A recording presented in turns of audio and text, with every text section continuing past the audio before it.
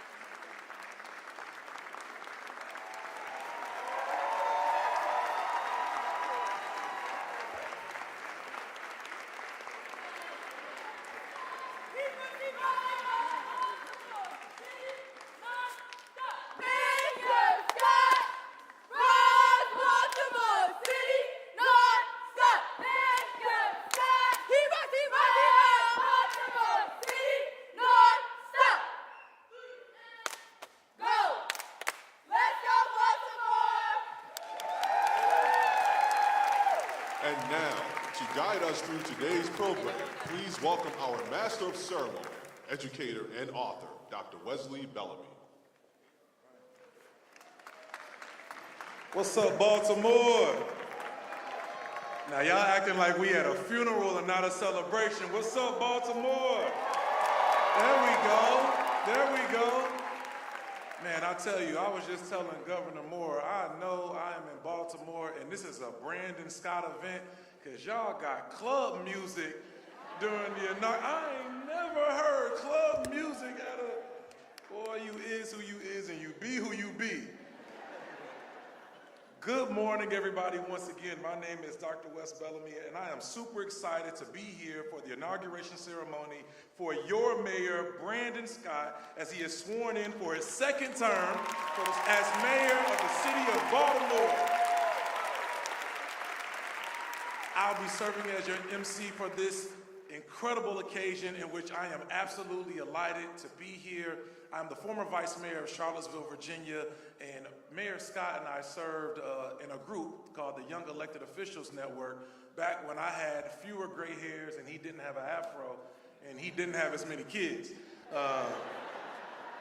Boy, been serving and serving. That's another conversation. So I am super, again, excited to be here, but let us begin by welcoming our distinguished guests joining us on stage today. Let's give everybody up here a round of applause, please.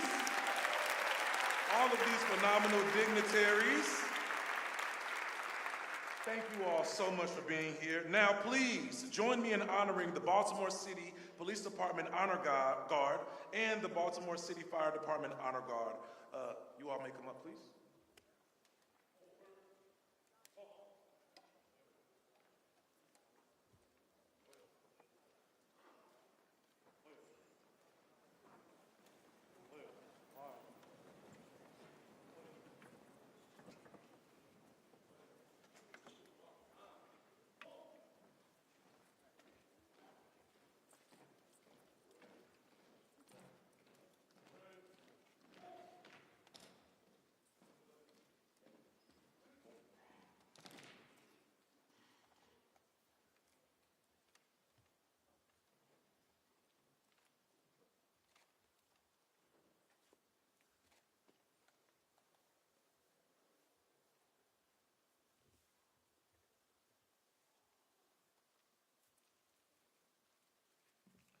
Now all please rise for the national anthem performed by esteemed Morgan State University Choir under the direction of Dr. Eric Conway. Following the anthem, let us join Mayor Scott's son, Saron Pugh III, in reciting the Pledge of Allegiance.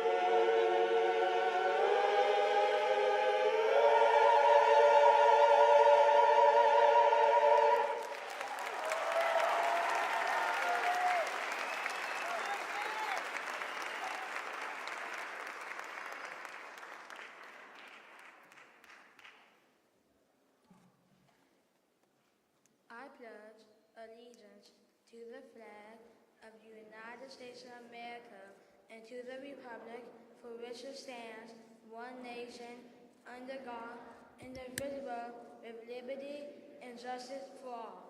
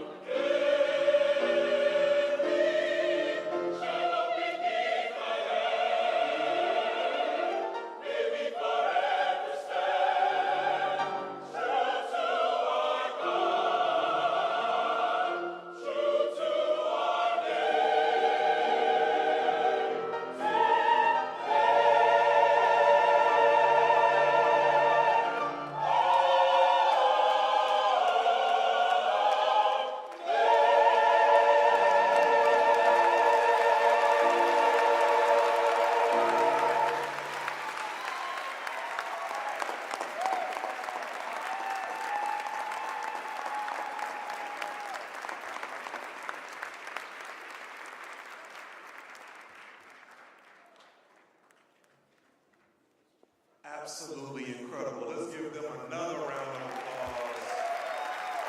Phenomenal work. Wow. Wow. That was impressive. Wow, I go to a lot of black stuff. That was I don't think I've ever heard it sing like that. Hey man, get your number after this. All right, you all may be seated. Outstanding job, outstanding job. And you know, I think it's fitting that we're here at Morgan State University, the illustrious Morgan State University. Okay. All right, I'm gonna tell a little secret that we need to keep here. If y'all tell everybody, I'm gonna deny and say that all of y'all are lying. I am a Virginia State University proud, not only political science department chair, but two-time alum, you know, the other orange and blue. But I will say that this institution, with the incredible news that you all are now the third largest HBCU in the nation, all of the phenomenal work that Mr. President, Board of Trustees, and faculty and staff have been putting in, it is definitely showing, and it makes no better sense than to have this up in here. So kudos to you, Mayor Scott, and your staff, and kudos to everyone affiliated with Morgan State University. Let's give yourselves another round of applause. Now, at this time, Imam Earl Amin, resident Imam at the Muslim Community Cultural Center of Baltimore, will come to deliver today's invocation. The Muslim Community Cultural Center of Baltimore was established in 1990 and is associated with the original Muslim community that began in Baltimore in 1947. Please welcome Imam El Amin.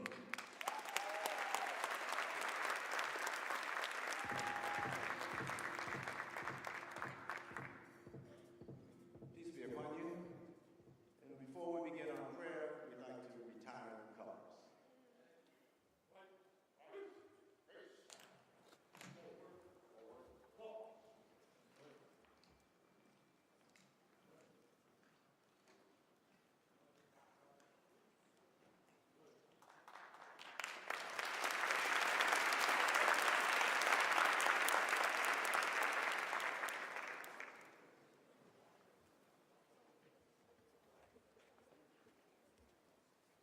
God's name, the merciful benefactor, the merciful redeemer, creator of all things, evolver of all things, known by many names, who has spoken to all people in all times.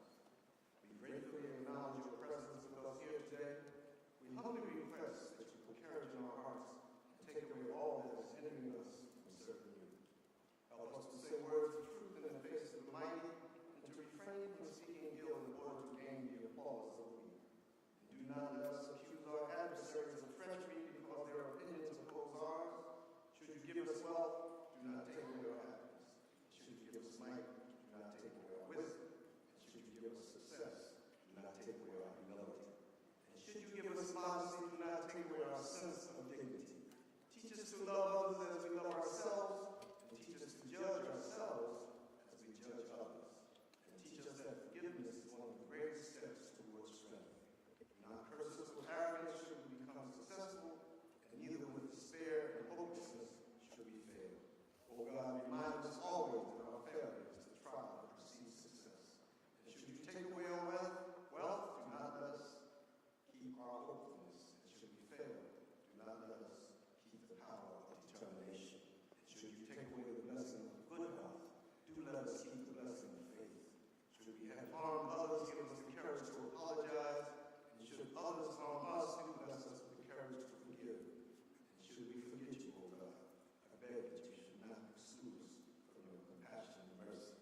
Guide our mayor and the entire council and all city leaders in the ways of ethical, moral, and material excellence. Enrich all of our lives with mercy. Hear our prayer, O Lord, and let the people say, Amen.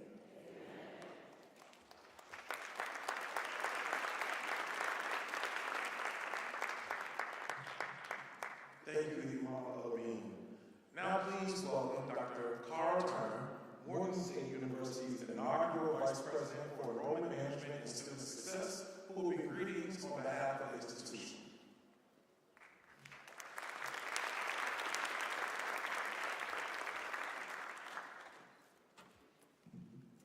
Good afternoon, distinguished platform guests, members of the Baltimore community, and esteemed colleagues. On behalf of President David Wilson, our Board of Regents, faculty, staff, students, and alumni of Morgan State University, it is my honor to extend our heartfelt congratulations to Mayor Brandon Scott on his inauguration for a second term. We are immensely proud that this important occasion is taking place here on campus of Morgan State University at our wonderful Murphy Fine Arts Center, further reaffirming the university's enduring partnership with our beloved city of Baltimore. As Baltimore's university and an anchor institution, Morgan State is deeply committed to the city's progress and prosperity. Our research, innovation, and service are dedicated to addressing Baltimore's most pressing challenges, and our alumni, many of whom call Baltimore home, are leaders across industries, contributing daily to the city's vibrancy and success. Under Mayor Scott's leadership, we have seen a steadfast commitment to collaboration and shared growth. His vision aligns with Morgan's mission to uplift and empower the community we are privileged to serve. Today, as we celebrate this new chapter in Mayor Scott's leadership, we look forward to contributing and continuing our partnership, working together to create a stronger, more equitable Baltimore for all. Congratulations, Mayor Scott. We are proud to stand with you. Thank you.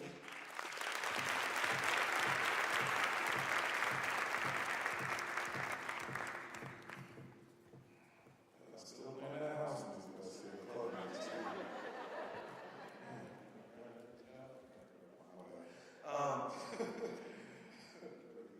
We are grateful for the warm welcome from Dr. Turner, Morgan State University. Next, it is my honor to introduce the Honorable U.S. Representative Kwasi Mfume. Y'all give him a round of applause. We can give him a round of applause for saving democracy, keeping it intact, and ensuring that Maryland is one of the leading states in the United States of America.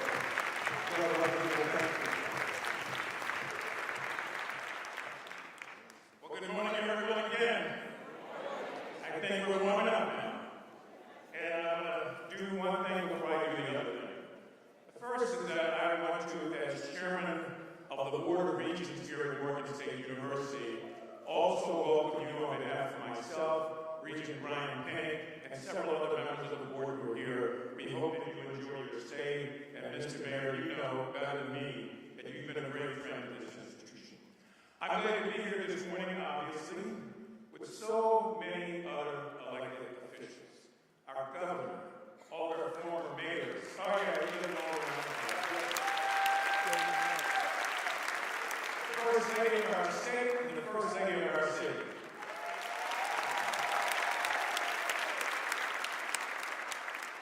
And I want to thank all of you who have come out today for this celebration. I have been a part of every mayoral inaugural since I got elected in 1979. And that was back when dinosaurs roamed the earth. So I've seen a lot, and I can tell you my heart is filled with joy to be here to watch the inauguration of Brandon Scott. So, Mr. Mayor, Madam First Lady, to the kids, particularly Charm, my man, who's like the cutest little kid on earth. Congratulations, and hold on to these moments. While today's ceremony in many respects marks a new chapter, we are very, very fortunate that there is still a familiar face at the helm and a familiar force that moves us forward. The continuation of Mayor Brandon Scott's bold, fearless, and transformative leadership is nothing at all to take lightly, but rather it is something that we take great pride in celebrating today.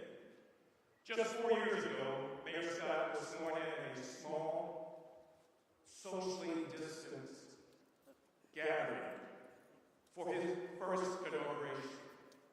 Some of you remember there was so many people there who could have met on the phone booth. COVID was all over us. He was given the task on that arduous day of navigating Baltimore through a once-in-a-lifetime pandemic. He was faced and given the task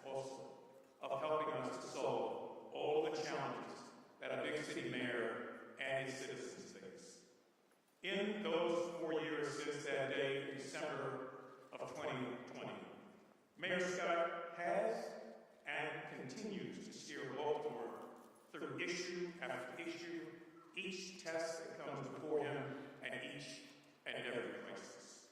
He's done that, as many of you know, with a clear thinking, composure, and a plan of action that always prioritizes the health, safety, and well-being of our communities above all else.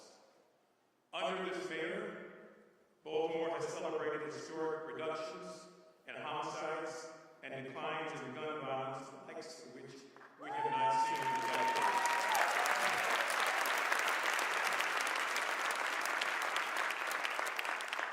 And under this mayor, Baltimore neighborhoods are undergoing a massive revitalization effort that will reduce vacant housing, revamp infrastructure, help small businesses grow, and bring Baltimore pride back to where it needs to be.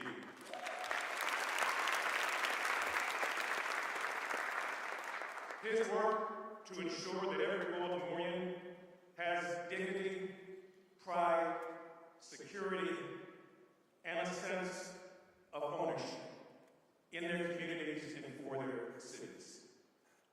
He continues, as we all know, to face those challenges. Under this mayor, every major urban challenge is being met head-on with critical planning, commitment, and a clear sense of leadership. Under this mayor,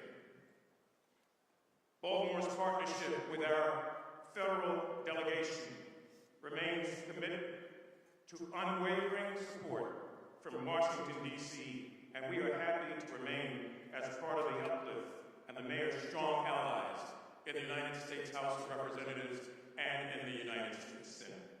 So trust me when I say you, and remind others that this job requires a visionary to be able to see what others cannot see. It requires a third eye and to believe in the future.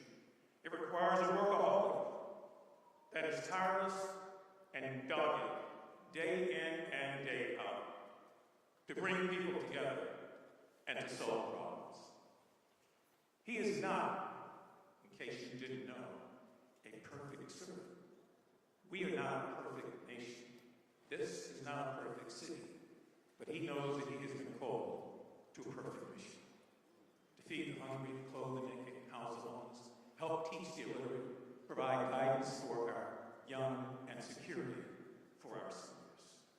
He is, in fact, a man for all seasons.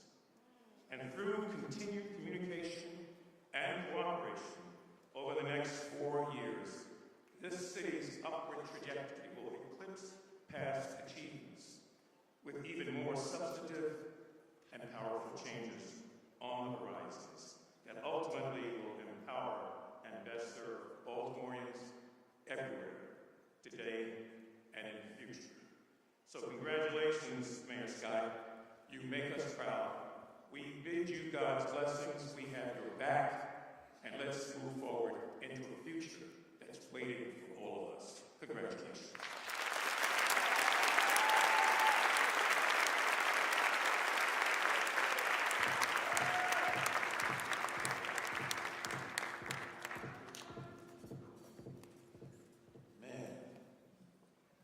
Whatever I do next, I need him to come and give a talk for me.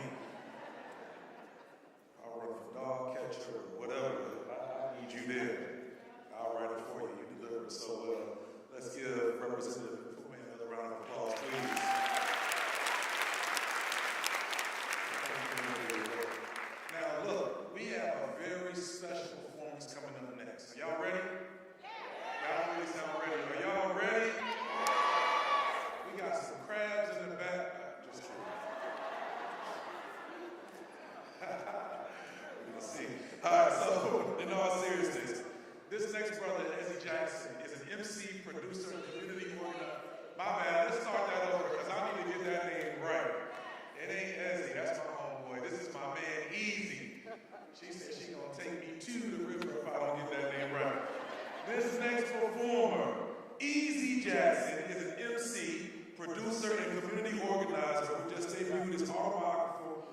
theatrical solo show at Baltimore City Stage last month.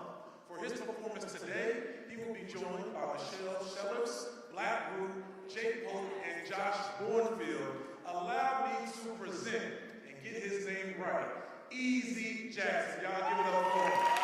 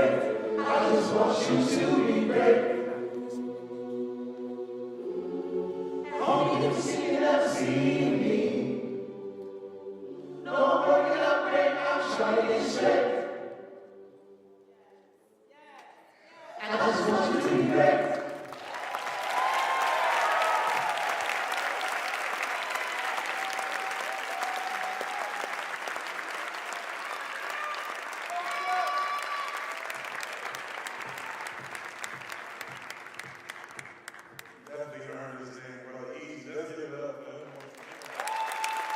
was great. What an inspiring performance. Now, listen, this next speaker, he needs no introduction. You're a 63rd governor of the great state of Maryland. Now, I've been impressed with this brother by a lot of different things, as many of us across the country have seen his growth. I remember reading his book, The Other WMAR. I remember the first time I saw him on television speaking so boldly, so confidently, seeing him lead arm in arm with your mayor, Brandon Scott. And I think what I may be most impressed with was he was just bobbing his head on rhythm. He was on beat just now. I was looking at him. He had it. I think you may be one of the few governors in America with rhythm. I'm impressed. I'm like, no, man. Anyway, y'all, let's give it up for the incredible governor, the honorable.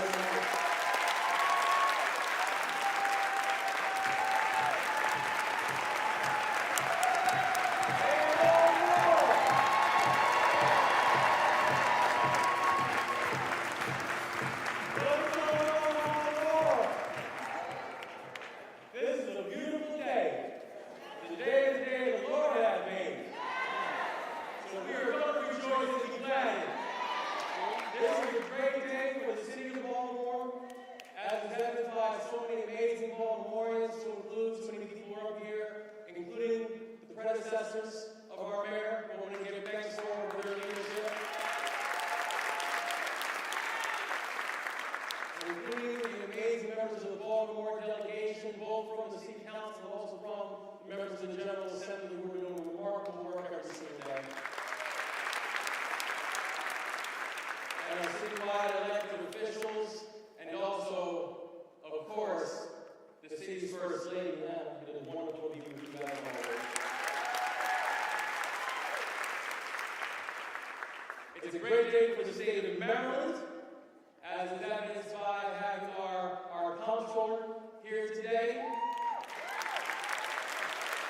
our Senate President and our Speaker of the House here today, people from all over the state, to include the baddest First Lady in the entire state, the entire country.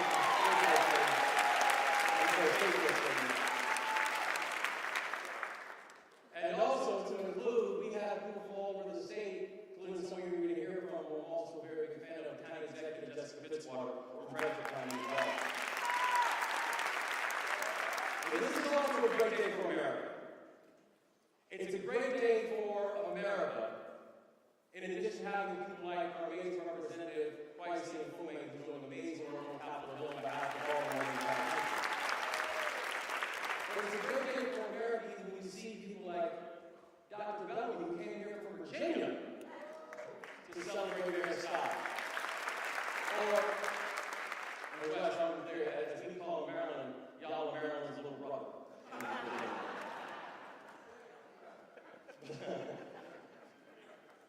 But it's exciting to be here because we know what we're celebrating. We're celebrating a leader who is special. We're celebrating a leader who every single day comes out and fights for us. We're celebrating a leader who most definitely earned it. We're celebrating a leader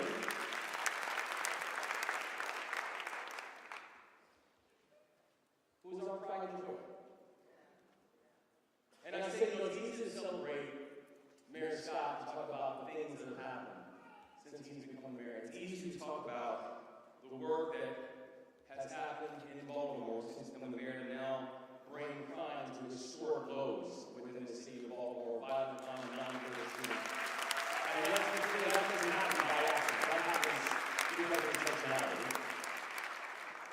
It's easy to talk about the work that he's done to make Baltimore one of the fastest growing economies in the entire country right now. It's easy to talk about his leadership that he's had within housing, understanding you cannot have a growing and a thriving city if you do not have a housing market that can support it. And the work that is now being done in partnership with the Creative Vast Baltimore, the work being done even prior to that to ensure that within 5 years we get almost half the number of vacant homes in Baltimore City. We're on track within 15 years we will eliminate the vacant housing options in the city of Baltimore. And it's easy to talk about the amazing work that he did to help to rally not just the city but the entire country in the wake of the Francis Scott Key bridge collapse. But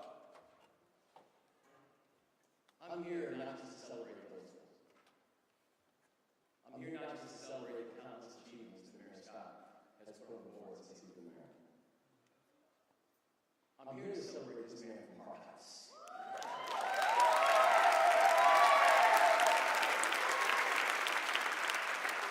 Because nobody can tell Brandon Scott about Baltimore, because Brandon Scott is Baltimore. We're talking about someone who was raised in the corner of Cold Spring and Pimlico. We're talking about someone who ran track for the Mervo Mustangs. Wait, I'm sorry. Is Mervo in the building? We're talking about someone who lives for Baltimore because he is of Baltimore. And this is a man that the city chose to lead. This man is the first mayor of Baltimore to be elected for a second term in 2 decades. A leader whose feet are firmly planted in City Hall, but whose eyes see on the horizon the way Baltimore should be. A leader whose heart is guided by the people, and whose mind is guided by a vision of hope. That he's taken this improbable journey from a young boy who wasn't supposed to graduate from high school to becoming the city's greatest champion, and now its 2-term mayor.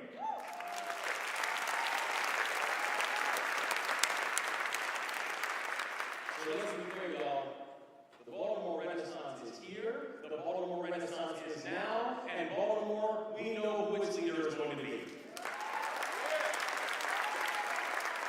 Because for Mayor Scott, the Renaissance that we're talking about is just talking about. It's an active piece of the legacy that he's building. And we all know that we collectively have more work to do.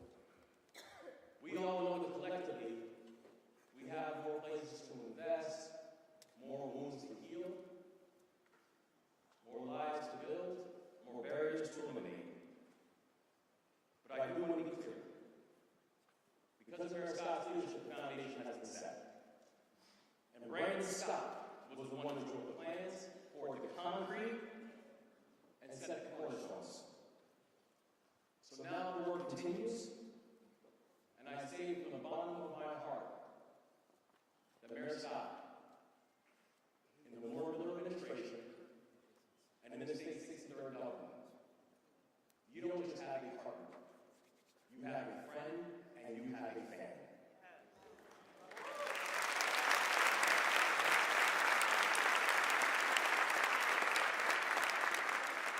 And so we cannot wait to see this next era. We cannot wait to see this next moment. And we are so grateful that the city of Baltimore has elected the guy from our house to help to lead us into this new moment. God bless you. Congratulations, Mayor Scott. And we're so grateful to be a part of this.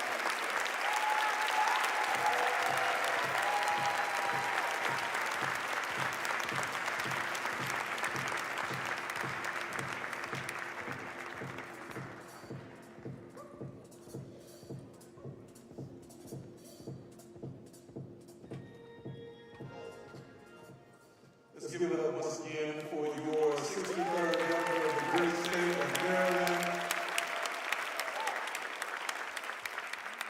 Now, Governor Moore, thank you again for those remarkable words. We understand that you have to leave because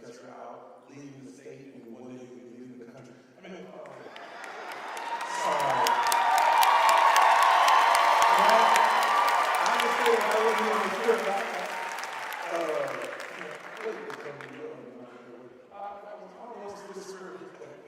But thank you, the script, yeah. But thank you, brother, for being here, y'all. Let's give it up once again for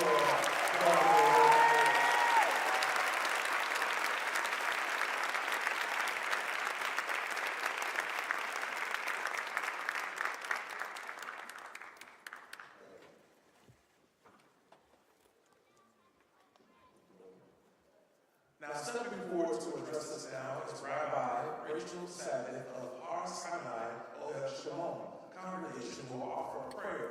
Rabbi Sabbath is an American Israelite leader, author, and public speaker, and she is the inaugural senior rabbi at Har Sinai Ohel Shalom congregation in Baltimore. We are honored to have Rabbi Sabbath pray with us today. Let's give her a round of applause.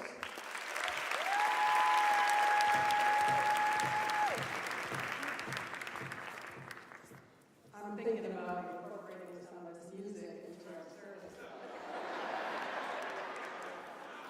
I hope that you'll all join us there. I'm trying to think of the right occasions. Give me a few moments on that. It is really a great honor to be here with all of you today, even though it means following our esteemed and most honorable Governor Moore, not an enviable position. But indeed I am honored to offer a prayer at this moment, a prayer from the Jewish tradition for our mayor, Brandon Scott, for his adorable family, for his entire team, for all who work with him, and for all of you on this sacred occasion. Mishberach Avotenu V'Imotenu.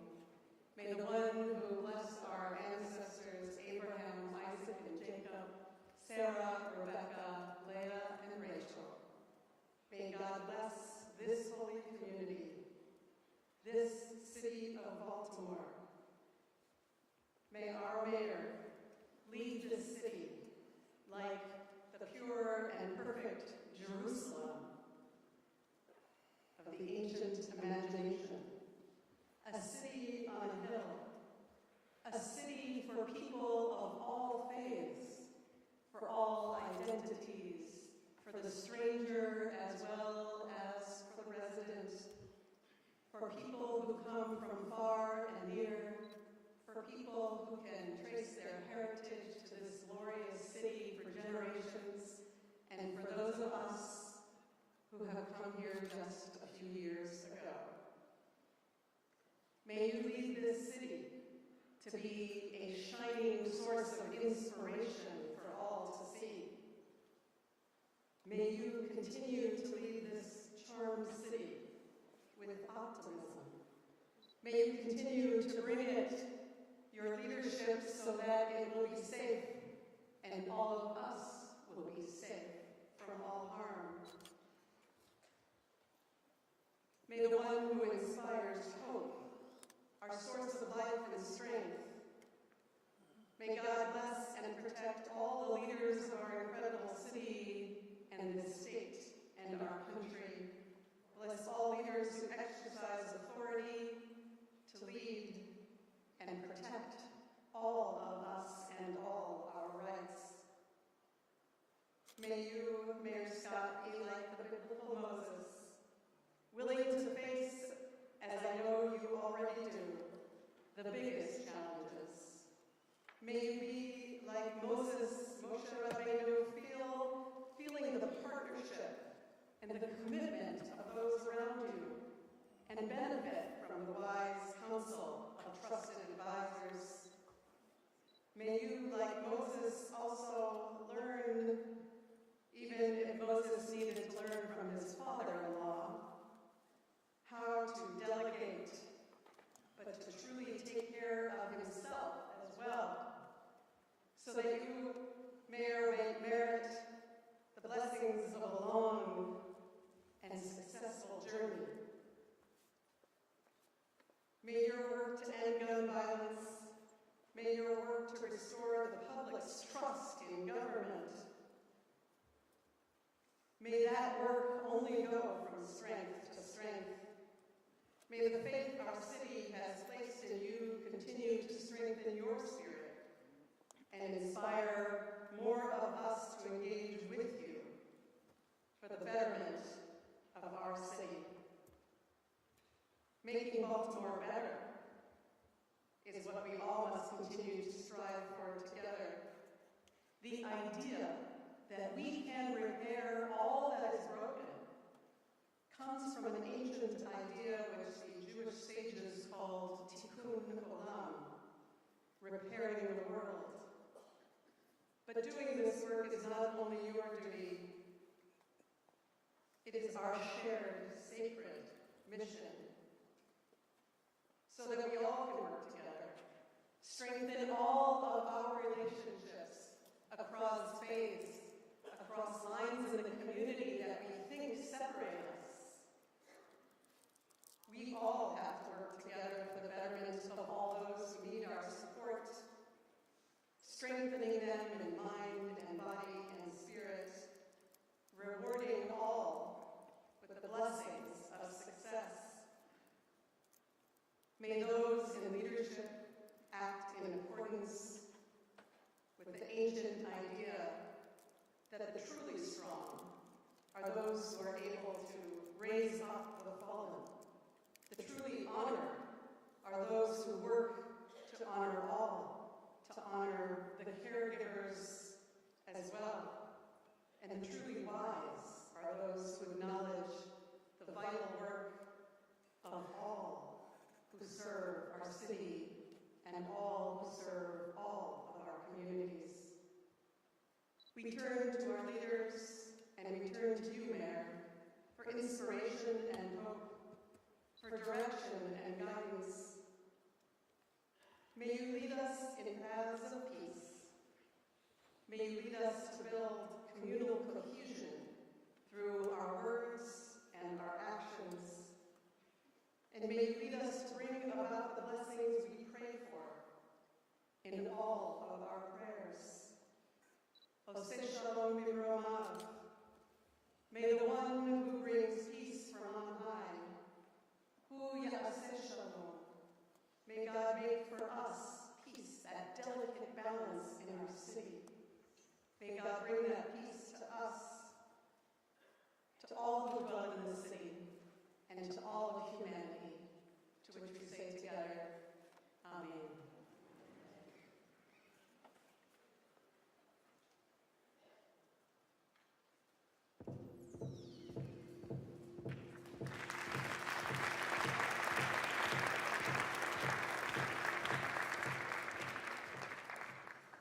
Thank you, Rabbi Smith, for those wonderful words. Hearing you say you're going to have club music at the synagogue was not something I was expecting. But it's Baltimore, so yeah. Anyway, turn up somebody's head. At the synagogue. This is a wild place, man. He said, turn up at the synagogue. That's what I said that. Don't worry, man. Don't. This is crazy. All right. Again, thank you, Rabbi Smith. We appreciate those kind words. Next, it is my privilege and distinct honor to welcome the Honorable Jessica Fitzwater, County Executive of Frederick County, Maryland. I give her a round of applause. Former music teacher of 17 years.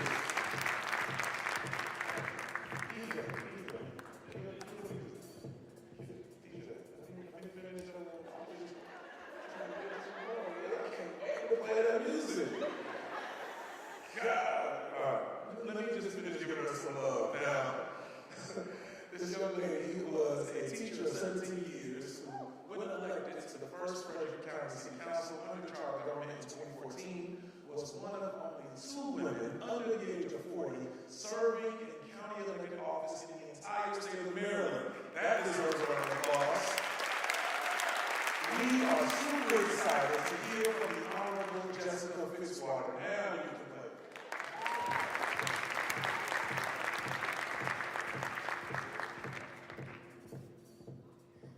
Good afternoon, guests, honorable officials, and first family. I'm Frederick County Executive Jessica Fitzwater, and it is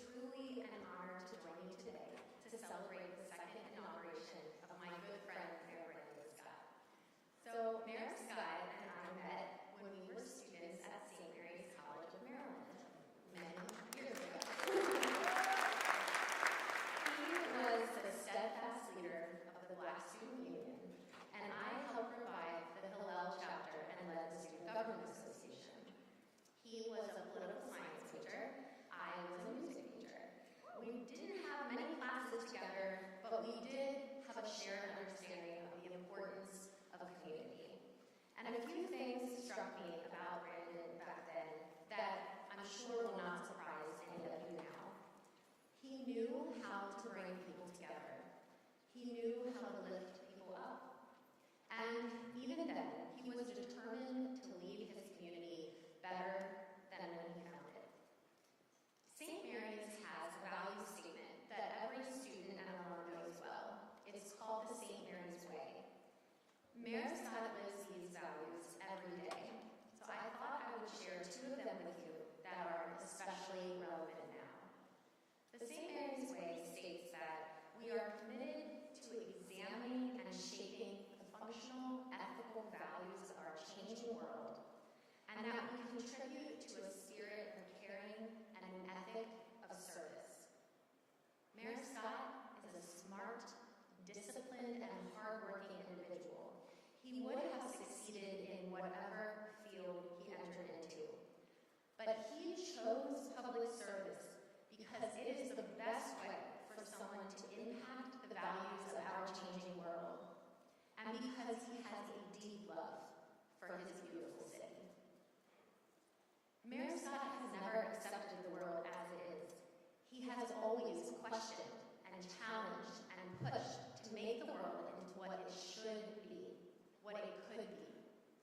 When the old way isn't working, he fights for a better way. He fights because he cares, not about himself, but about the people in this city.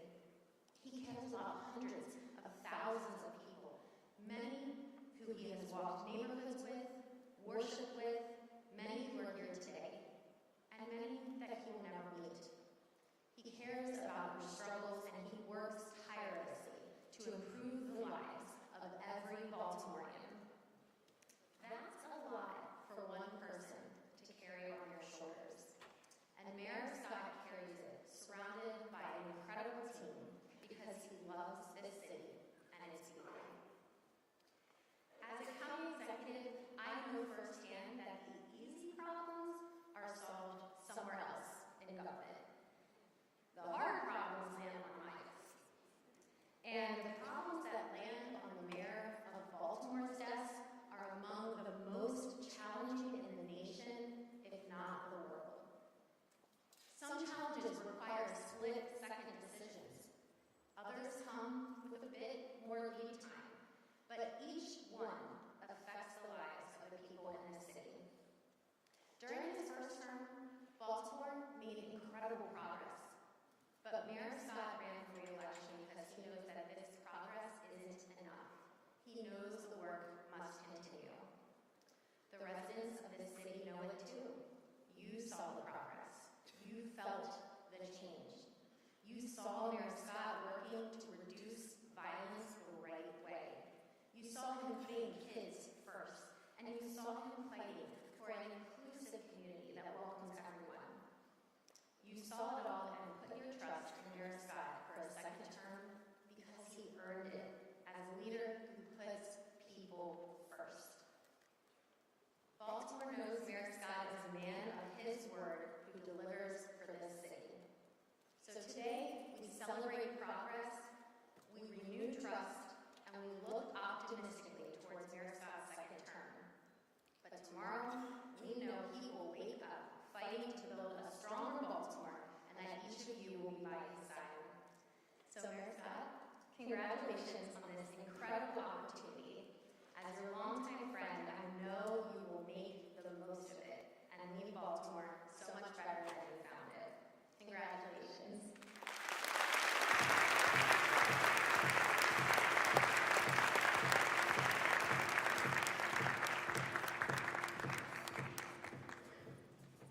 Outstanding. Now, next up, we have a really dear friend of not only myself and Brandon's. This young lady, who a lot of us like to call Big Sis, is a woman who whips many of us into shape. Mayor Tashara Jones, all the way from St. Louis, Missouri, was elected as the 47th mayor of St. Louis and the first Black woman to ever be mayor in St. Louis.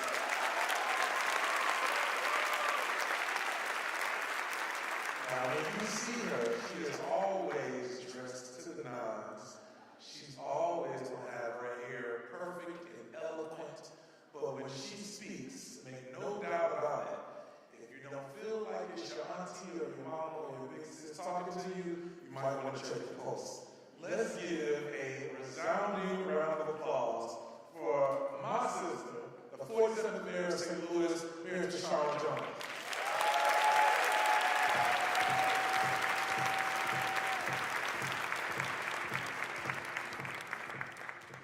Thank you, Wes, for that wonderful introduction. Good afternoon, distinguished guests, city leaders, and most importantly, the people of Charm City. I am Mayor Tashara Jones from the city of St. Louis, Missouri. We don't say Missouri. I'm a mom, a daughter, a big sister, but one of my favorite titles is Mayor Scott's favorite mayor. And you know what else? He's my favorite mayor too. I've known Mayor Scott since he was a wee city councilman and didn't have that much facial hair. We were both members of Young Elected Officials Network along with Dr. Bellamy, and even back then I could tell this young man was destined for greatness. Today, we gathered not just to celebrate another chapter in Baltimore's story, but to reaffirm your commitment to a shared vision, a vision of equity, of opportunity, and hope.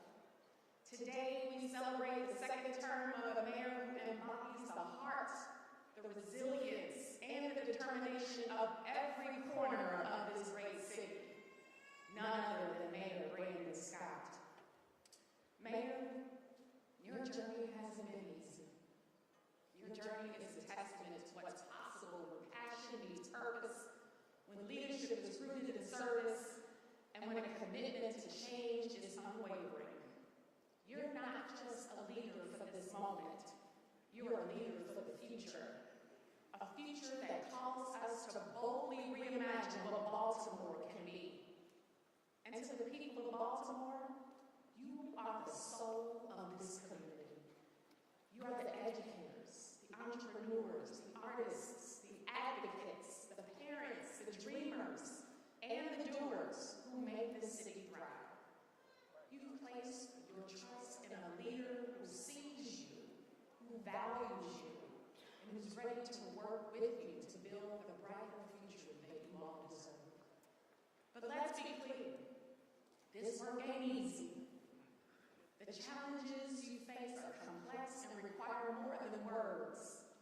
They demand action, and they demand collaboration, and they demand our relentless belief that together we can do anything. Mayor Scott, we know you understand this. Your leadership is grounded in authenticity, at one point sporting the largest afro any mayor could ever run. Your leadership is grounded in listening to the people and lifting those up who've been left behind. You remind us that leadership is not about being in front. It's about being beside those who need you most. And to every resident of Baltimore, let's make today a continued call to action. See, change is not something that happens to us. It's something that we create together. Mayor Scott can't do this alone, nor does he want to. Each of you have a role to play in your neighborhoods, in your schools, in your workplaces, and in your homes. Together, we can ensure that every child grows up in a community where they feel seen, supported, and safe. Together, we can build a city where opportunity isn't a privilege, but a promise. And together, we can prove that when a city comes together, its potential is limitless. For the young Black boys and Black girls, seeing someone who looks like them in the highest seat of city leadership, it's a reminder that their dreams are valid and achievable.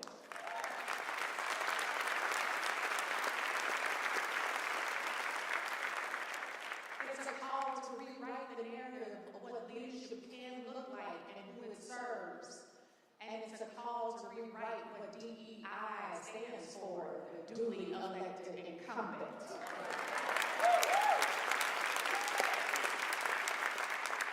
Your second term is a profound opportunity to leave a legacy, not just of your accomplishments, but also of inspiration. It's a chance to redefine what's possible and create a city that truly works for everyone. It's hard work, but it's sacred work, grounded in a commitment to justice and a vision for a brighter and more inclusive future. Mayor Brandon Scott, we are ready to stand with you. Are you ready to stand with Mayor Scott?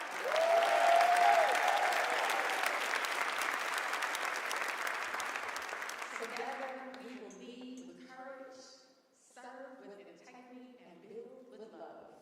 Congratulations on this remarkable milestone, because the work begins now. Thank you all, and God bless.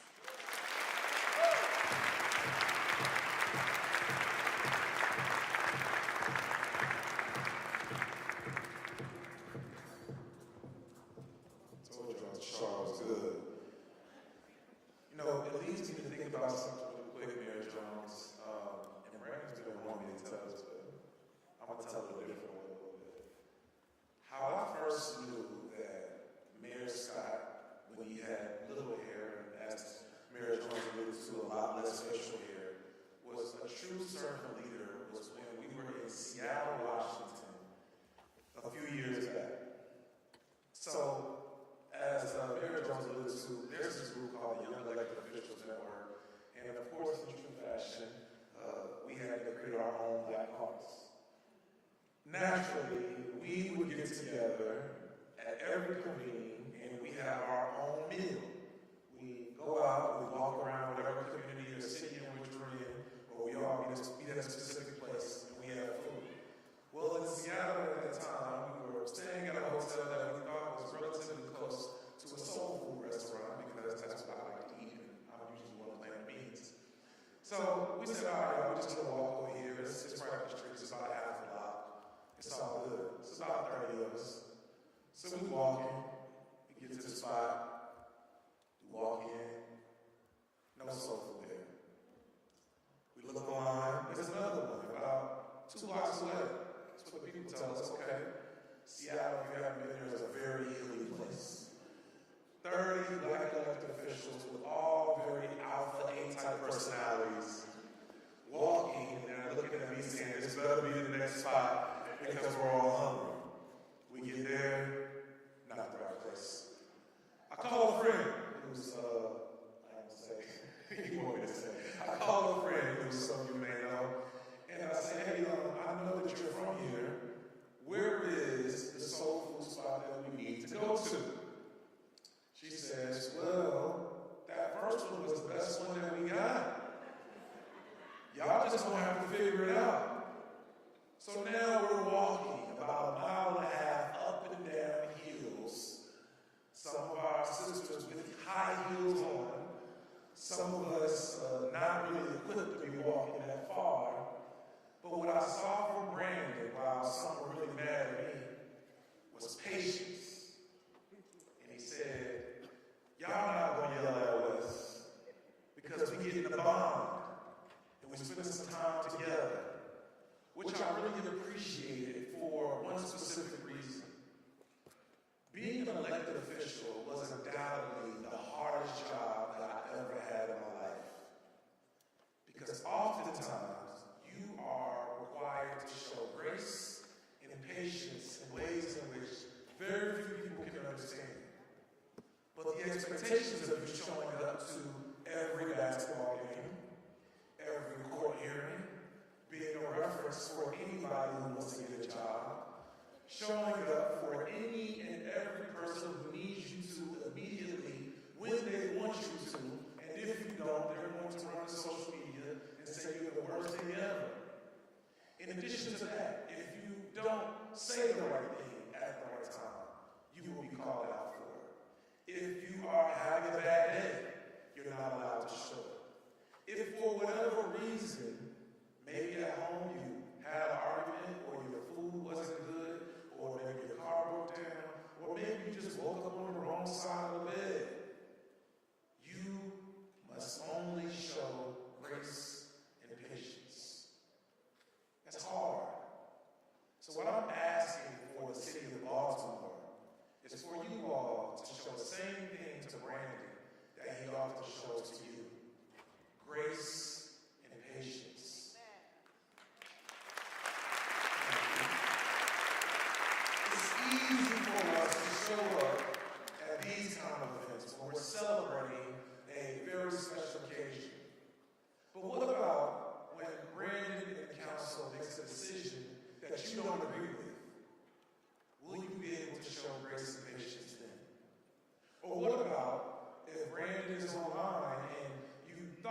should have been one particular place, but his schedule was so full and he had to be somewhere else, will you be able to show grace and patience then?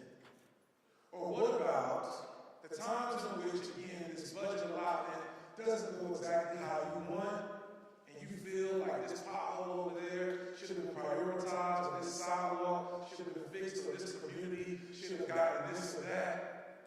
Can you give them a little grace and patience? Because that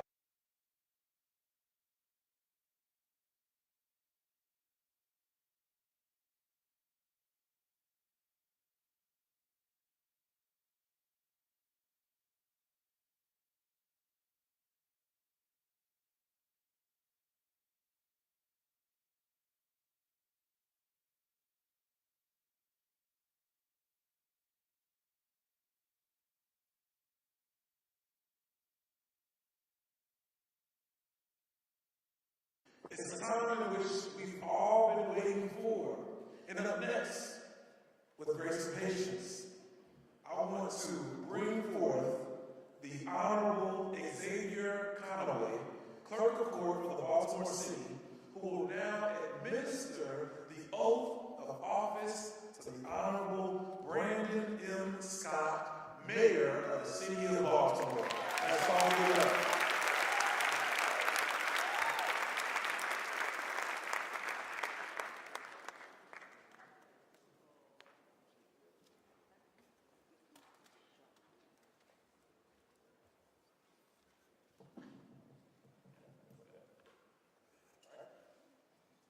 Please raise your right hand and repeat after me.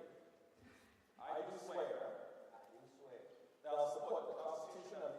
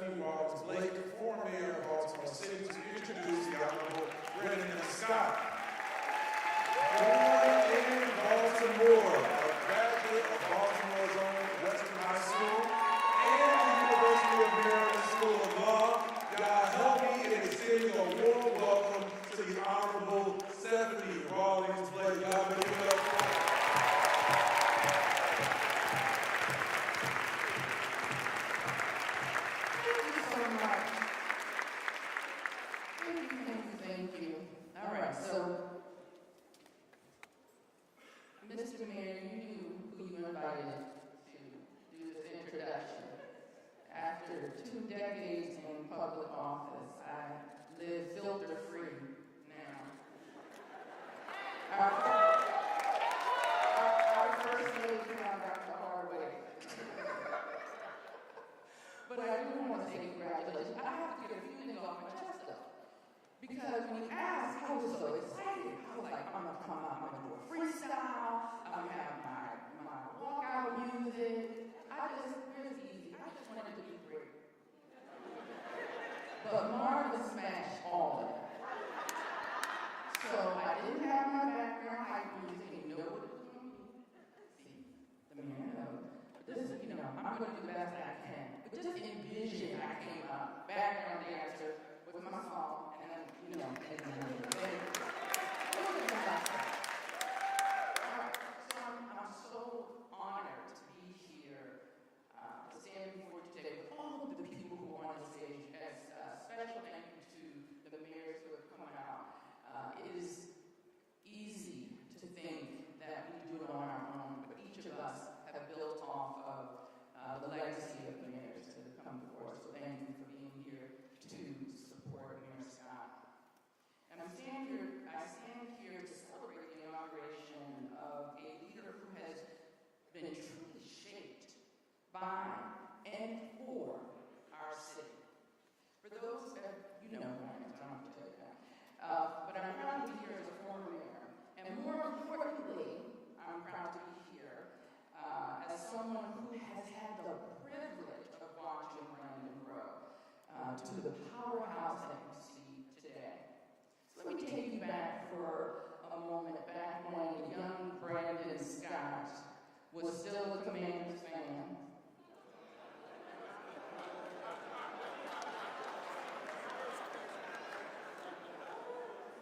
Listen, you knew who you invited. I'm telling you all. I'm not going to tell you all, because I don't want him to mess me up. But he was a volunteer in my campaign for city council president. Back then, I could not have known that he would one day, back then I could not have known that this earnest, determined person, and let's be honest, not just earnest and determined, but relentlessly, and sometimes unwillingly, energetic, would once stand where I once stood. But there's one thing. Brandon knew. He believed in himself before anyone else. And that belief carried him through every obstacle, every challenge, and yes, every doubt. Not we have any here today. And we heard them, didn't we? Those who had the nerve to say, there's no way he can win.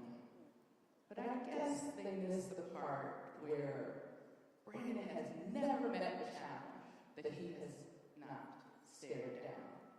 So to those naysayers, I speak for all of us when I say, how's that crew tasting? But tonight is not about proving people wrong. It is about celebrating what Brandon represents. He is the son of Baltimore, born and raised here. He embodies our grit, our resilience, and our unshakable love for this city. He is the kind of person who can name every rock and every neighborhood because he has walked them. He has listened to the stories of the people who call this city home, and he has dedicated his life to ensuring that those stories have a brighter future. Brandon doesn't just love Baltimore, he dreams for it, and his dreams aren't small. His dreams of Baltimore where every child grows up safe, every family thrives, and every community is heard and respected. It's his vision that demands courage, tenacity, a bit of audacity, all qualities Brandon has in spades. Imagine for a moment what Baltimore would look like if we had more Brandons, more leaders who see the challenges and don't just complain about it. They roll up their their sleeves. They're not pointing pointing fingers. They are doing the work. More people who are willing to speak truth to power, but never lose their kindness. More advocates who understand that leadership isn't about being in charge, but it's about taking care of those who are in your charge. As his mentor and his former boss, and someone who has learned a thing or two from him along the way, I could not be more proud to introduce our current and next mayor, Brandon Scott.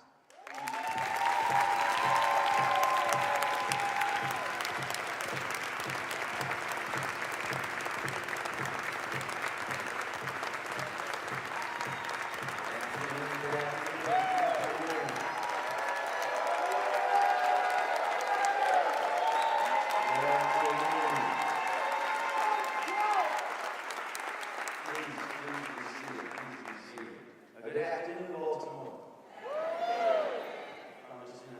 thought you had it warm, but I will look. This is Baltimore, yes. Just make some kicks on Sunday, but we'll be okay. Good afternoon, Baltimore. Madam Mayor, thank you for that kind introduction, but even more so, thank you for seeing the potential in a young 23-year-old from Park Heights, not only giving me my first opportunity to serve Baltimore, but for investing deeply into me personally. I would not be here today if not for you. And although I know you hate it, I can feel your eyes looking at the back of my head right now. And you hate when you stuff. I have to say it publicly. Thank you, and I love you. It was only marvelous, yes. Only marvelous stopped you from coming out here to Red Man's Time for some action. I had nothing to do with it. And I hope that no one gave you cheese because you're sitting behind me. But that's a conversation for another day. Thank you all for being here today as we write an important new chapter in Baltimore's history. I want to begin by welcoming all of those who honor me today by being here. The best governor in these United States of America. We look at your work. Our governor, West Moore. Our fabulous First Lady, Dawn Moore. The man who gave me the confidence in my voice in the bathroom at the old Memorial Stadium at a Baltimore Stallions game, my forever Congressman, Kwesi Nkrumah. Thank you, sir, for being here today. Council President Nick Mosby. Thank you, sir, for your service. Council President-elect Zeke Cohen and all of my colleagues in the City Council. We have Governor Comptroller today, Comptroller Henry and Comptroller Irvin, thank you both for being here today. The two leaders of the most fabulous and the most productive General Assembly in these United States of America, Senate President Bill Ferguson and the Speaker Adrian Johnson, both for being here today. Our State's Attorney Adam Mason, the State's Attorney, thank you for being here today. As you already heard the secret, all the mayors know my favorite mayor, the mayor of St. Louis, Charles Jones, my business to thank you. My brother, Wes Bellamy. Wes, you sound like you're a little jealous. I'll say what I said to the country last week. If you want to come to a better HBCU, you want to live in a state where you can feel at home and be your authentic Black Wakanda self, come to Maryland. You can get your job right here in Morgan State. I love ESU, but I love Morgan a little bit more. But of course, my family, my parents, my brothers, all of my aunts, uncles, and cousins, way too many in the name, and of course, my incredible wife, Hannah, and our boys, Cerrone and Sean.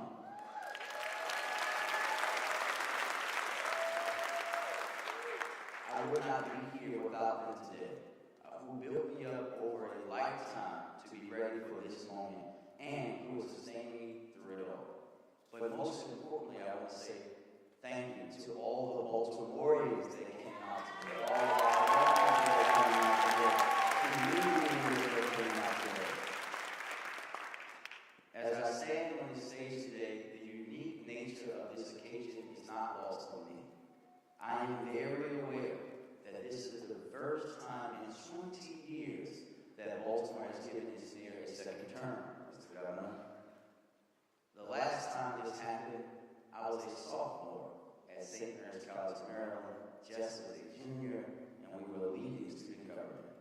I'm acutely aware that my first inauguration 4 years ago was not the typical celebration, as we were restricted during the height of the COVID pandemic.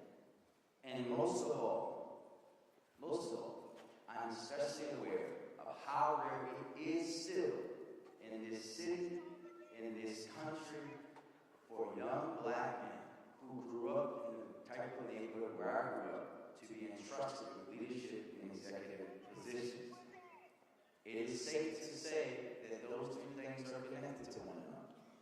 And it is safe to say that it took someone like me, confronted with a challenge like COVID-19, to change the trajectory of instability that Baltimore was on. As many of you know, I began my public service because of the neighborhood where I grew up, and the traumatic things that often happen there. Witnessing my first reading before my 9th birthday, when a church lot near our house was also dubbed as our basketball court, baseball field, and football field. Though it was only 20 seconds away from home, it was impossible for me to get there. All I could do was jump into the bushes and hope a bullet didn't jump in there with me. After it happened, it was the feeling of fear and frustration that took over. And somehow, still, I was expected just to go to school the next day like everything was normal. But it wasn't. I kept asking my mom, my dad, aunts, uncles, grandparents, everyone, why it happened? Why no one cared, nagging them to know him the way only a little Scott kid can. And my mom one day responded, probably just hoping that I shut up, this happened a lot with me as a kid, and told me that if I wanted to see something change, that I would have to do it myself. That no one was coming to save us, and for sure, no one was coming to save our house. As a parent now, I know she was just looking for a little piece. But that young black boy from Park Heights was looking for a little piece too. And she planted the seed in me that I needed to dedicate myself to making change in order to get change. I carried that with me through everything. Through the tough track practices at Mervo and difficult classes at the St. Mary's College, Maryland.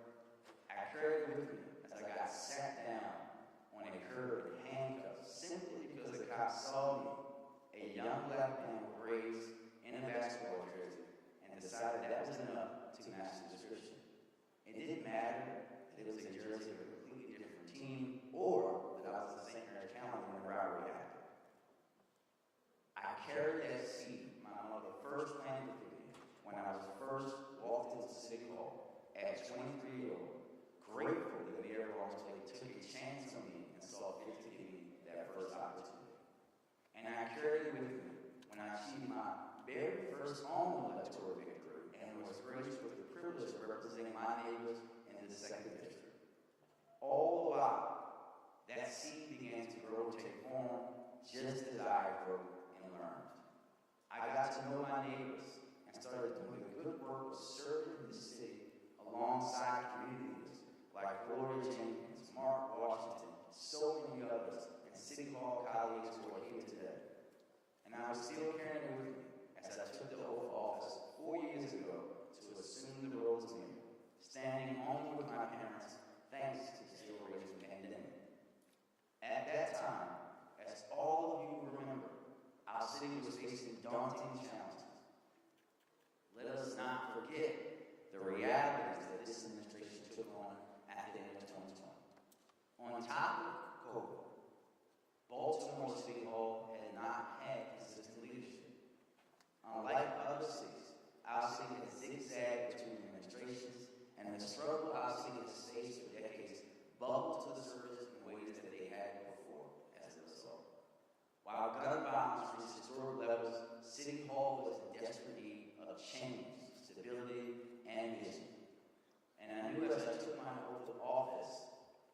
my charge to deliver just that. It was a feeling challenge for that seed my mom planted me as a young boy looking for answers after witnessing violence.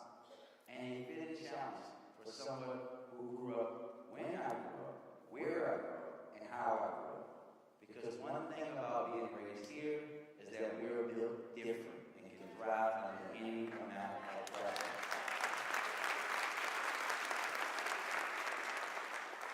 So we got to work. When I first took office, I outlined the 5 pillars of my administration: building public safety, prioritizing youth, clean and healthy communities, equitable neighborhood development, and responsible stewardship of city resources. They remain our guiding light and will continue to structure our priorities moving forward. But we will review our efforts in each of them and tackle new challenges wherever they arise. I said throughout my tenure and throughout my re-election campaign that I want to be remembered as the mayor that served at the turning point for Baltimore. I want to be remembered as the foundational block for a better city. The challenges that we face do not lend themselves to overnight successes. For decades, there have been promises made to Baltimoreans about quick fixes and short-term solutions, but they have always been hollow. Many of us longtime Baltimoreans know that all too well. I know those I grew up with in Park Heights and countless neighborhoods like it heard those promises and witnessed them fail firsthand. I don't ever want to be someone who made promises like that. Rather, I want to be someone who charts a course that addresses the root causes of the most complex problems the right way. Not the easy way, not the popular way, but the right way. Because wrong is wrong, no matter how many clicks, likes, or awards it receives. And right is right, no matter how many people don't like it.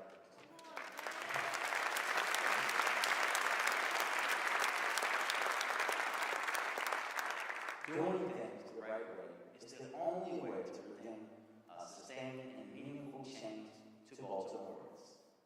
And if we're going to be honest, we've had a lot of success already. On public safety, we fundamentally changed the way we think, do, and lead. We laid out Baltimore's first ever comprehensive violence prevention plan, reshaping the way our city approaches public safety and setting tangible goals to drive down violence. We established the Mayor's Office of Neighborhood Safety and Engagement and made a commitment to the hundreds of dedicated Baltimoreans devoting their lives to healing our city in the streets with community violence intervention, whether professionally or in their spare time. That city government would be there in a way that it never had before. We also,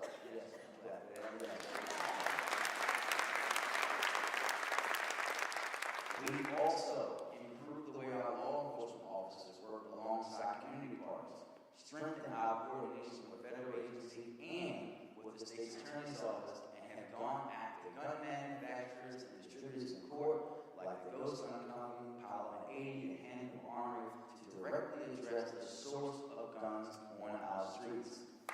And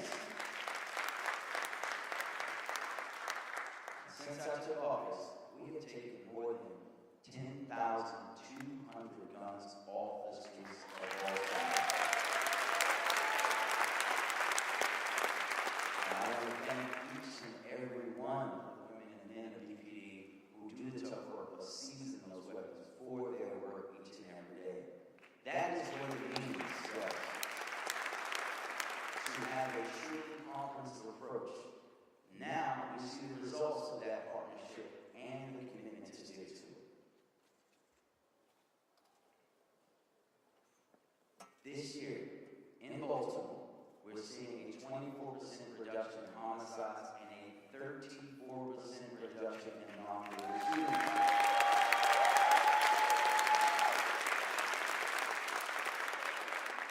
That, of course, is on top of the historic 20% reduction that we had in 2023, which at the time was the largest single-year drop Baltimore had ever seen. When I introduced my approach to tackling violence in a sustainable way and began working to establish the root violence reduction strategy, I set a public goal of reducing homicides by 15% year over year. the response was predictable: skepticism and disbelief. I knew the challenge, and I knew the risk of communicating such a public goal. But I also knew the importance of letting you, the residents, know where I stood.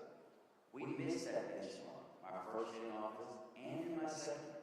But in the fall of 2022, the numbers started to drop. And while the year-to-year numbers are encouraging, from this day in 2022 until now, the fact is that we have seen a 14% reduction in homicide cases.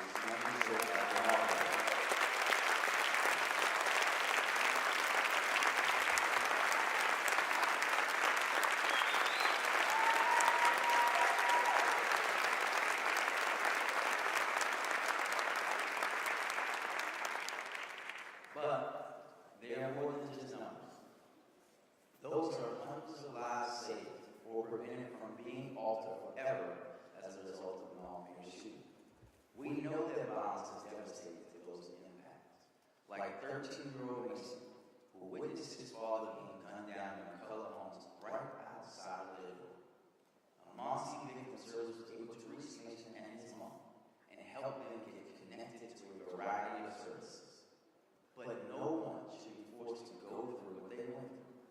We will do everything we can to take care of those who do, but always will keep working to reduce the number of families who experience it in the first place. We're taking the same comprehensive approach to all of our work. We've invested more in our young people than ever before, opening rec centers, expanding programs like Speed More this summer, and our Teens Challenge. Rather than balancing our budgets on the backs of our kids like the city has done in the past, we're building up through hope and opportunity at a chance at experience. Opportunities like the one provided to Timothy, who instead of being banned after punching a wall at the Virginia SBA Correct Center, our working hard staff wrapped their arms around him, connecting him with the Upton boxing gym, and after helping him improve his swimming skills, hired him as a lifeguard at Riverside in Cave Hill, where he has worked for the last few years. He is now on a path to becoming a professional boxer, and you can see how easily this story could have gone another way. Or, take for example, Shaquem, who was a young father still in high school, who would often squeeze on corners like Russell and Hamburg and Washington and MLK to make a little extra money. Through this squeeze collaborative, we were able to get him connected to employment opportunities, open a savings account, acquire a state ID, and get connected to the Young Fatherhood program at the Center for Urban Families. Today, as the dad of kindergarten, he is now finished his education, working full-time at a security firm, and helping other young men as a part of the Squeeze Collaborative.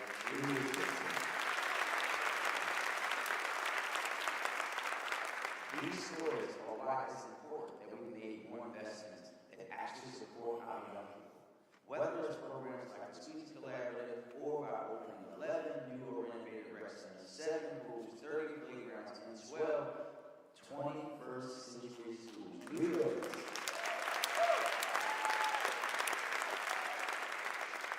Because these investments make a difference in our kids' lives that could change the trajectory of their future and Baltimore's future forever. These aren't short-term solutions. They are long-term ones, and for all of Baltimore. The same goes for our vacant strategy. For years, Baltimore searched for a solution that could solve the crisis of vacancy overnight. But deep down, we always knew that tackling the blight that suffocated our city for decades would take a lot longer than that to unravel. This problem wasn't created by any mayor up here that you see, and it was never going to be solved during one mayor's time in office. We knew it would take partnership and planning, long-term perspective, and dedication to see it through. Baltimore has always had the ability, but we needed the vision and the capital to make it happen. That's why the plan we outlined spans 15 years. It centers partnership with faith business leaders like Bill and GDC, our counterparts from Governor Moore and his administration, and all the folks at state government. Our vision seeks to invest an unprecedented $3 billion into our neighborhoods and tackling whole blocks. And I want to pause there for a second, Mr. President, pause there for a second, and I want to say thank you to the City Council for last night making the last bill that I signed in my first term a tip to go into neighborhoods across Baltimore to build housing. Thank you, Mr. President. Thank you, Mr. City Council. And we're going to do that and ensure that those long-term residents who witness the painful decline of the neighborhoods are the very ones who also get to see the benefit of this new investment. We know that this is one of Baltimore's most difficult problems, which is why our vision is built to withstand the future. Long time past my time as mayor. It is that longevity that I think is crucial. And because my passion for Baltimore extends far beyond the life of any one political fight or my own political career. And I hope that it's been clear to every Baltimorean, no matter what part of the city you come from, or your political perspective, or if you voted for me, that my administration is fighting to actually solve these problems, no matter how hard the climb or how long it takes. In Baltimore City, by re-electing and making their voices heard on ballot initiatives, I think residents were to say that's what they wanted to. In many ways, I think today we mark the closure of the chapter of uncertainty that has plagued our city and close it for good. My re-election was never guaranteed, and I could have just as easily only had one term and been part of the broader story of Baltimore's instability. But instead, Baltimore said, no, we are in this fight for the long haul together. And now, together, we are opening a new chapter in Baltimore's history, one focused on growth and our progress. We've laid the groundwork on so many priorities in public safety, our fight to innovate and modernize the city government to better serve residents, and doing all of these things the right way and a more equitable way than we tried in the past. Now, we must continue to pour into that work even more. We must bring more partners into the fold, even those who are skeptical, and redouble our efforts. I often talk about being in the midst of Baltimore's residents, and I deeply believe we are poised to move this city in an unprecedented and positive trajectory. But I know that this work does not happen overnight, and it simply does not live and die with my administration or my time in office.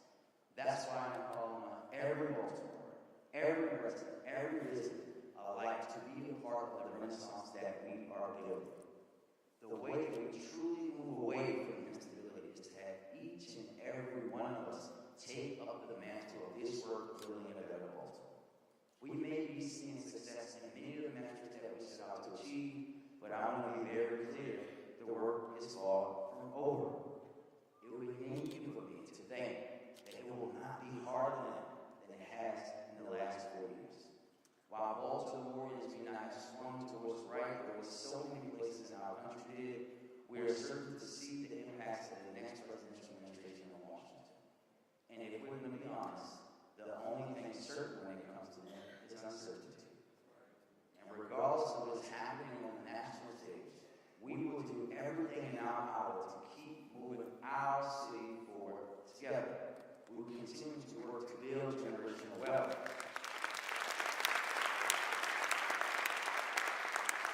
We will continue to work to build generational wealth for families, particularly Black families who are impacted by decades of intentional disinvestment. We will continue to protect women and their reproductive rights. We will continue to support and honor our immigrant communities, and we will continue redeveloping our city with intention and equity for all Baltimoreans. Many of these things may be harder now than we hoped. We hope, however, that those assuming power in Washington are able to see our progress in curbing gun violence through a holistic public health reform approach alongside our federal partners.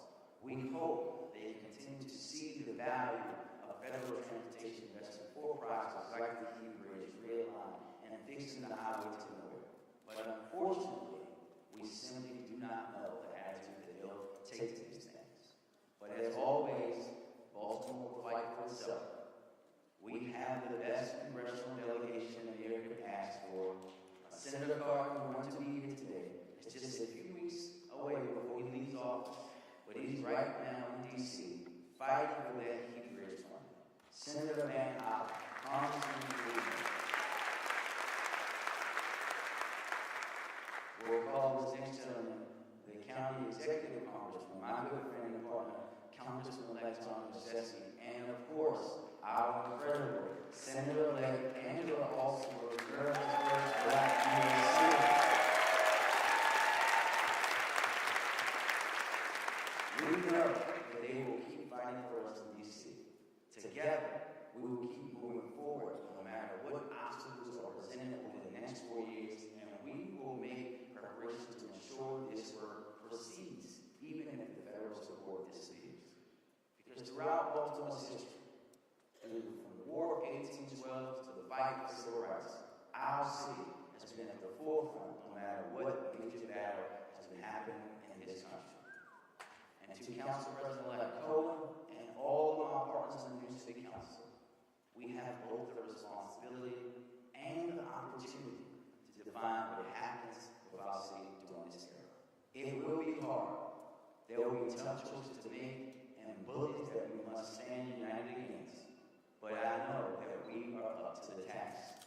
Tenacity and grit and obey is what defines us as a city. And we need it now more than ever. We have the opportunity here to show the world what's possible when neighbors come together to redefine their city and shape its future for the better.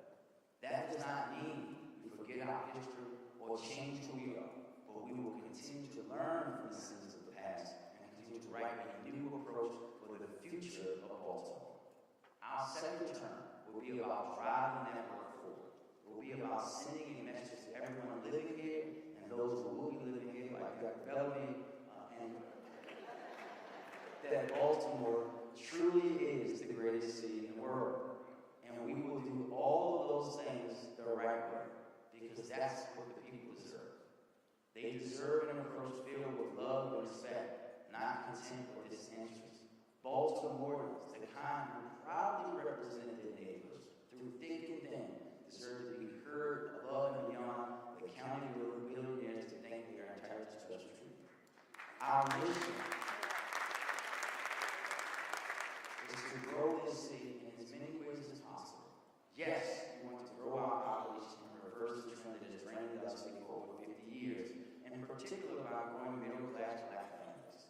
Yes, we want to expand economic opportunities in our city. Yes, we want to redevelop downtown projects like Harbor Place and projects around town like Poplarton, Emerson Village, and Park Heights, which have needed redevelopment for a long, long, long time. But we must do all these things in a way that centers and honors the Baltimoreans that actually live here. We can welcome new residents without supplanting the old ones. We can build public safety without reverting back to mass incarceration. We can grow our city's economy without deepening the inequality that has long defined Baltimore. And we can and will improve our city services without needing to take resources away from other investment areas like those that serve our children. And in my second term, that will continue to be our focus.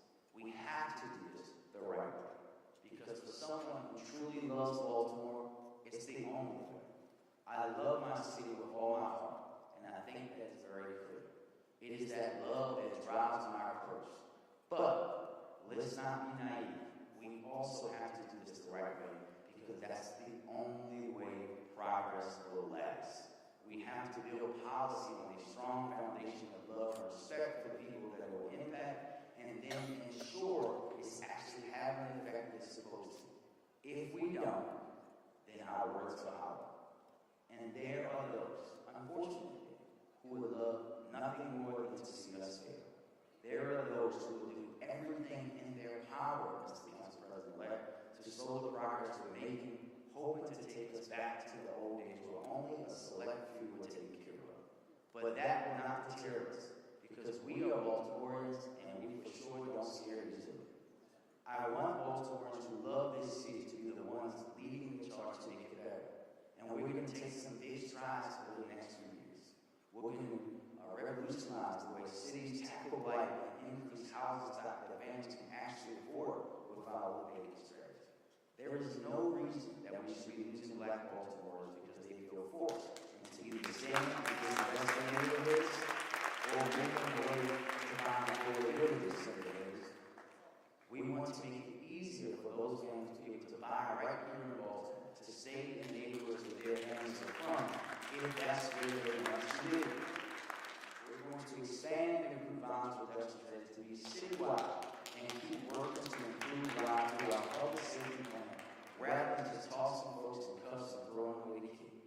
That means supporting people like Malik, who through TVRS and NAP was able to start fresh and open his own cleaning business. He shows that these participants can actually take the chance given to them and change their life for better instead of ending up dead or in jail. But the message is still there to the others. Take the advice, take the chance, because if not, you will end up in jail. The reductions we achieved so far are incredible progress, but for me, it will never be enough until there are no homicides and no shootings, so we will continue to work. We also want to fundamentally fix the way the city is funded and work to address high tax rates that face so many residents in Baltimore. We will do this in part by continuing to advocate for part of our local sales tax, a move that will bring us in line with almost every single one of our peer cities, including St. Louis and Jones. I am deeply appreciative of the deep partnership that we built with my friend Governor Moore. For me, it is such a blessing to be able to call the governor and he answers the phone. It is such a blessing to be able to know that he will fight for the city and not see us as a political football to kick anytime he needs a political win.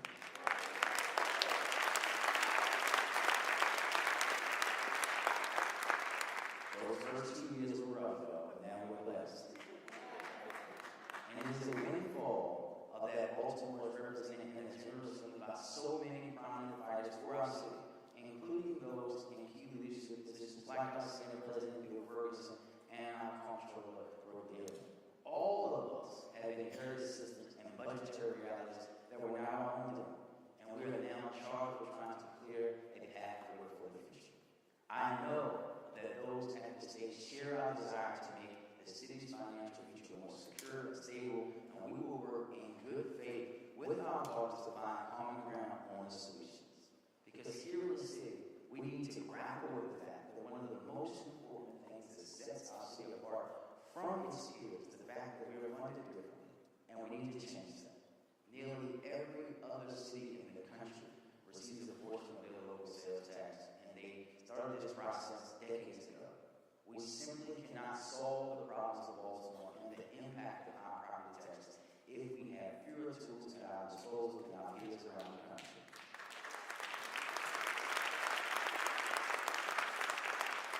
In our plan, just a 2% share of the sales tax will allow us to both fund our maintenance work and provide every city homeowner a $1,000 per year property tax cut.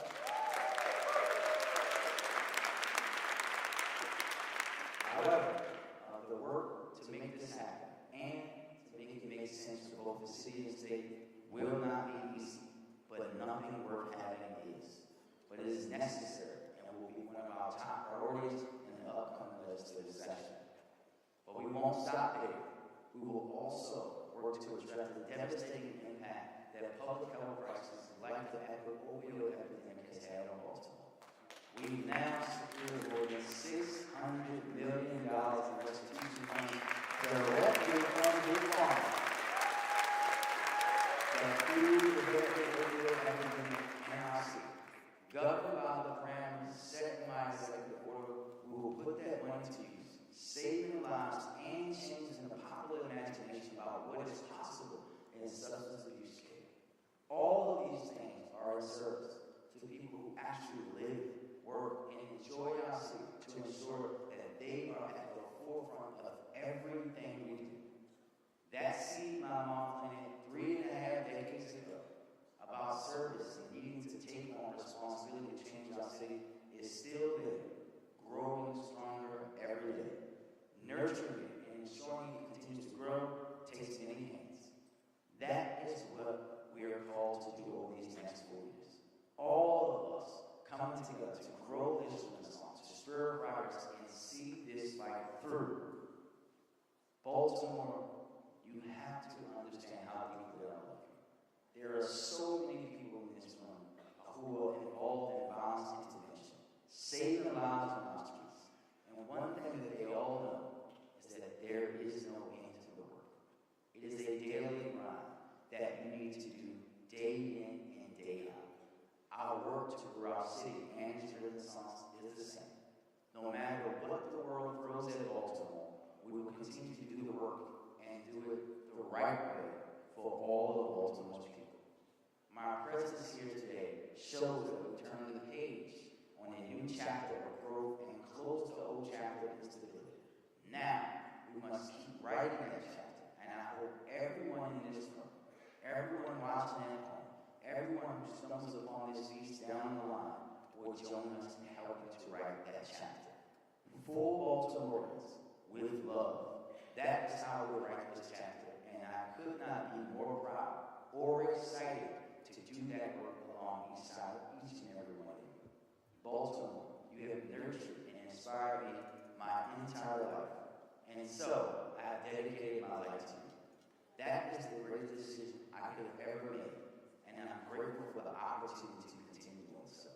So now, let's get to work. Thank you. I love you.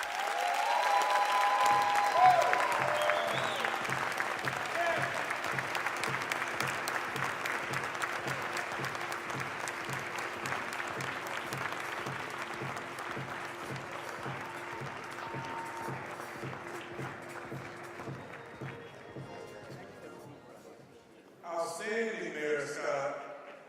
I think you got some Baptist preacher in you too, but that was a resounding speech. Thank you again, Mayor Scott, for your inspiring words and for your dedication to the city. Thank you so much, dear brother. Let's give him another round of applause, please.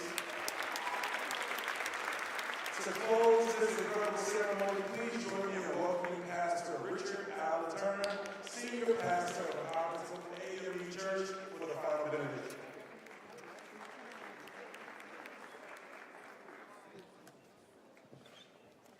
Let us pray. Now to him who is able, in Hebrew is Elohim, Yaakov, God is able. Greek is Theos Didai. Spanish is Theos Escampus. God is able to raise up brother from Park Heights, take him to the mayor's office. God is able to hide that same young boy in the bush at the church's parking lot. God is able to house the homeless. God is able to heal the sick. God is able to create laws out of consideration and enforce laws out of compassion. God is able to wipe every tear from your eye. God is able to fix and repair the breach. God is able to bring reparations to our communities. God is able to make this Baltimore's time. God is able to bless who we call man, wife calls husband, children call dad, but God calls his child. Surround him with your love, and as he rocked his child throughout this inauguration ceremony, rock him, cover him, surround him with your love, give him wisdom he knows not of, give him favor, bless the work of his hands and the thoughts of his mind, because you are able to do exceedingly, abundantly, above all we could ever ask, think, or imagine. Jesus' name we pray. Amen.